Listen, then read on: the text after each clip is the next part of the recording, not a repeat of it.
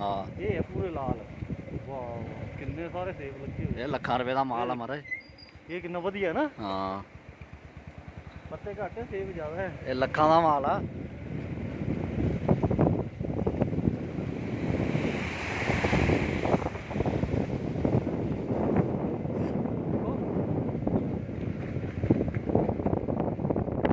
ਬਹੁਤ ਸੇਬ ਲੱਗਦੇ ਆ ਨਾ।